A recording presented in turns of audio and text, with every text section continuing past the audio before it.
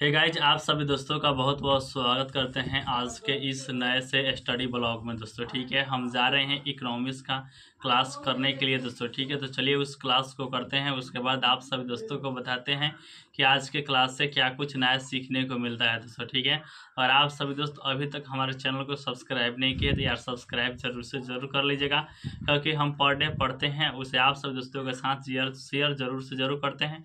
और class note Telegram channel पर भी अपलोड कर देते हैं दोस्तों ठीक है, तो वहाँ से भी आप जाकर क्लास का नोट्स साथ ही साथ उसका पीडीएफ साथ ही साथ जो क्वेश्चन है उसका भी हम डाल देते हैं दोस्तों ठीक है, तो आप वहाँ से जाकर ले सकते हैं। सबसे बड़ी बात यह है कि दोस्तों हम जा रहे हैं पढ़ने के लिए, चलिए पढ़ते हैं, उसके बाद आप सब दोस्तों से मिलते हैं ठीक है।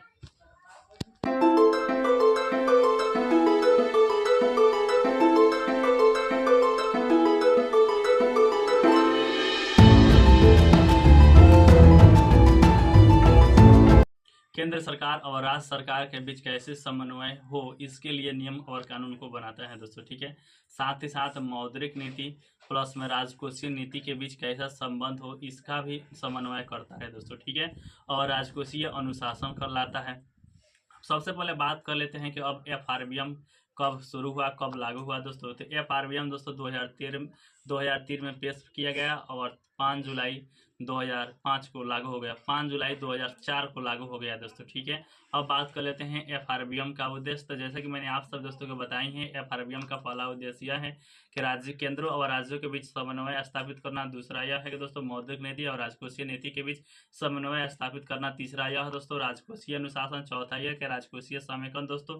पांचवा यह दोस्तों वृहद आर्थिक स्थिरता हो, और साथ ही दोस्तों केंद्र और राज्यों के बीच अच्छा तरीका से समन्वय बैठाना हो। ये सारे उद्देश्य होता है एफआरबीएम एक्ट ठीक है दोस्तों। तो अब बात कर लेते हैं जो एफआरबीएम है, पहले कुछ और था, नया कुछ और है दोस्तों ठीक है। तो पहले हम बात कर लेंगे पुराना एफआरबीएम एक्ट 2005 में 2004 में आया था और 2009 तक चला था। इसका क्या था, तो इसका दोस्तों पेश किए थे विजय एल केलकर ने, और राजकोषीय घाटे को 3% तक करना था, और साथ ही साथ राजस्व घाटे को 0% करना था दोस्तों। लेकिन यह लक्ष्य पूरा नहीं हो पाया क्योंकि 2008 में वैश्विक मंदी आ गई थी दोस्तों ठीक है। उसके बाद दोस्तों नया एफआरबीएम एक्ट आता है 2016 में, इसे पेश करते हैं दोस्तों एनके सिंह दोस्तों ठीक है। और इसका लक्ष्य क्या रहता है, इसका लक्ष्य रहता है दोस्तों राजकीय घाटा को 2.5% तक करना, साथ ही साथ राजस्व घाटा को 0.5% करना ठीक है दोस्तों। और यह कब से कब तक था, 2022 से 2023 तक था, लेकिन कोविड-19 के चलते यह भी लक्ष्य पूरा नहीं हो पाया, जिसके चलते अब नया लक्ष्य बना है जो कि है 2025 और 26 तक राजकोषीय घाटे को 4.5% करना और राजस्व घाटा को 1.5% तक करना दोस्तों ठीक है। तो ये था नया एफआरबीएम के बारे में ठीक है। तो अब बात कर लेते हैं, उसके बाद एक छोटा सा टॉपिक पड़ा हुआ है जिसका नाम है गवर्नमेंट बजटिंग, यानी कि सरकारी बजटिंग दोस्तों। ये क्या होता है आइए आपको बताते हैं दोस्तों ठीक है।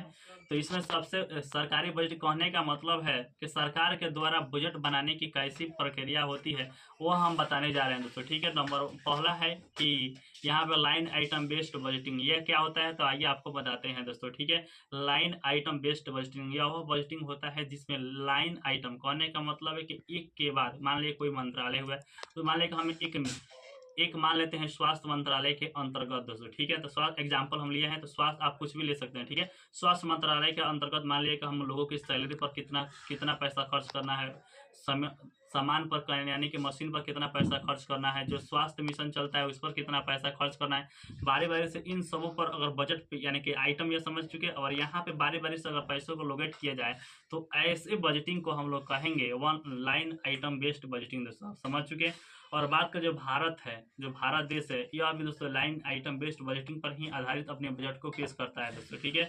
और जो लाइन आइटम बेस्ड बजटिंग होता है हर साल बारी बारी से आगे बढ़ता चला जाता है, जो कि वित्तीय वर्ष पर आधारित होता है, पिछले वाले वर्ष पर आधारित होता है दोस्तों। उसमें कुछ नया चेंज होता है, जैसे कि मनरेगा मान लीजिए 10 करोड़ पैसा इस साल आया तो अगले साल मान लीजिए 12 करोड़ आएगा, अगले साल 15 करोड़ आएगा, ऐसा ठीक है। बेस ईयर पर आधारित होता है दोस्तों ठीक है। दूसरा है दोस्तों programme and performance based budgeting, कहने का मतलब कार्यक्रम एवं निष्पादन आधारित बजट। ये क्या होता है आइए आपको बताते हैं। इसमें यह होता है कि इसमें सबसे पहले एक उद्देश्य तैयार कर लिया जाता है, और उद्देश्य तैयार करने के लिए सबसे पहले क्या होगा, तो सबसे पहले हम प्रोग्राम तैयार करेंगे, कि प्रोग्राम तैयार करने के बाद एक्टिविटी करेंगे, एक्टिविटी करने के बाद उसके लिए हम काम करेंगे दोस्तों ठीक है। मान लीजिए हम एग्जाम्पल के तौर पर लेते हैं साक्षरता, इंडिया में साक्षरता दर को अगर बढ़ाना है तो इसके लिए क्या होगा, तो एग्जाम्पल के तौर आप समझ चुके। एग्जाम्पल के तौर पर साक्षरता मिशन आता है क्या, सर्व शिक्षा अभियान। तो मान लीजिए शिक्षा अभियान को शुरू किया गया, तो इसके लिए क्या किया जाएगा, तो सबसे पहले एक्टिविटी में स्कूल को बढ़ाना होगा, साथ ही साथ टीचरों को बढ़ाना होगा। इसके लिए जो भी करना होगा वह वर्क में आ जाएगा। कितना उद्देश्य को हम प्राप्त किए हैं, ये सारे प्रोग्राम कार्यक्रम एवं निष्पादन बजटीय के अंतर्गत आते हैं दोस्तों, ठीक है। अब बात कर लेते हैं तीसरा नंबर पे आता है दोस्तों आउटकम बेस्ड बजटिंग। यह क्या होता है आइए आपको बताते हैं आउटकम बेस्ड बजटिंग।